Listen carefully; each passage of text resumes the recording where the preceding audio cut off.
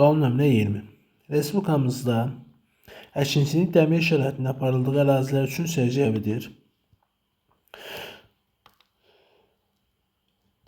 Məlum olduğu kimi Respublikamızın ərazisində orta dağlıq və dağətəyi ərazilərdə mülayim isti iqlim şəraitində dəmir əkinçiliyi həyata keçirilir.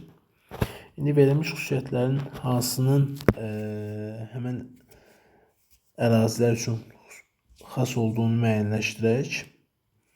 1. Torpaqların şoranlaşma ehtimalı böyükdür. Bildiyimiz kimi torpaqların şoranlaşmasının əsas səbəbi yeraltı suların səthə yaxın yerləşməsi və yeraltı suların səviyyəsinin qalxması ilə onun yer səthinə çıxması və sonradan buxarlanması nəticəsində səthdə qalan mineralların torpağın şoranlaşmasına səbəb olduğu bizə məlumdur.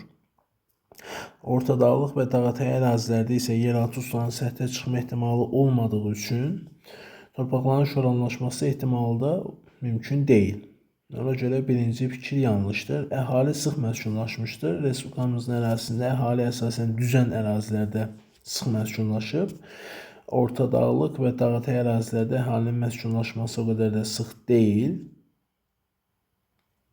Bu fikir də yanlışdır. Şabaldı, dağ-qara və qəhvəyi dağ meşə torpaqları yayılmışdır. Bəli, orta dağlıq və dağətəyi ərazilərdə əsasən şabaldı, dağ-qara və qəhvəyi dağ meşə torpaqları yayılıb.